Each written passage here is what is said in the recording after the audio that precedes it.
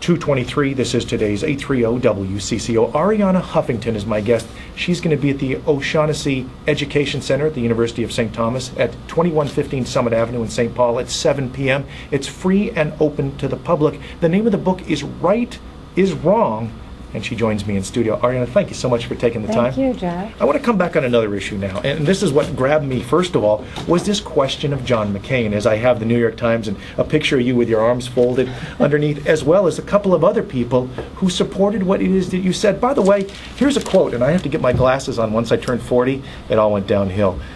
And this is the quote, and please bear with me. "She's a flake and a poser and an attention-seeking diva." By the way, that was Mark Salter, one of John McCain's closest aides. This is according to the Washington Post.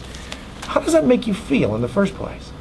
Well, I can understand why John McCain wants to dispute the fact that at this dinner where I was and where Brad Whitford from West Wing and Richard Schiff, also from West Wing, among other many other things, but these are the two most recent acting jobs that people remember them from.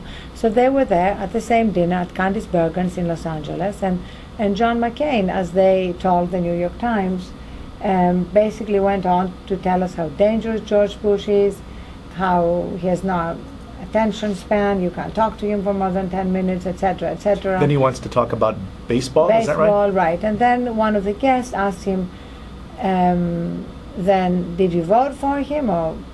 And he basically said, no, I did not. And that is the fact. If he wants to pick a fight, he's not picking a fight with me. He's picking a fight with the truth. And I was not the only person who heard it. And I'm sure this was not the only occasion when he mentioned that. Well, that was part of the support of this article. It said that you heard this, you said this, and then these two other actors came out and said, wait a second, independently, we also heard this.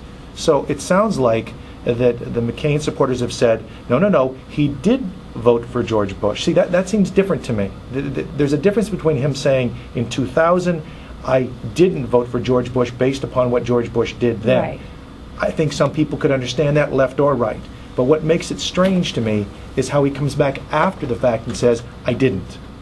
Well, you see, right now, it would be very difficult for him to stand for the truth, because he needs the Republican base.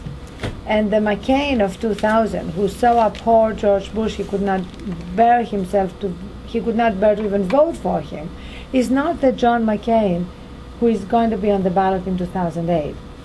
That's actually the reason why I decided to come out with the story, because it was time for the media to recognize the new John McCain. The media are still in love with the McCain of 2000, as indeed I was. You know, I totally understand. Well, you were a Republican not that long ago. Not in 2000. You know, I left the Republican Party by the end of '96. But in 2000, when I organized the shadow conventions to challenge both political parties and the fact that they were not addressing major political issues like poverty, campaign finance reform, the failed war on drugs, it was John McCain who keynoted my convention in Philadelphia, despite the fact that George Bush had asked him not to. So that was like the independent thinker, the real war hero, the real leader that I and many others fell in love with. So what I wanted to say in the book with my chapter, you know, John McCain hijacked by the right, and in that blog post I wrote about him not voting for George Bush, that we're talking about two different people. And if you want to vote for the John McCain of 2000, you have to have a time machine, you have to be able to time travel and go back to 2000. You write this, that he's a Trojan horse, a faux maverick, a faux independent, a faux straight talker.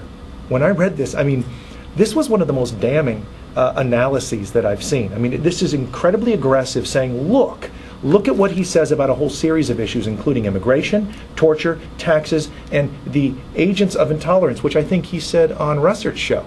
Well, yes, exactly. Remember, in 2000, he called the religious right, you know, Jerry Fowler, Pat Robertson, the agents of intolerance.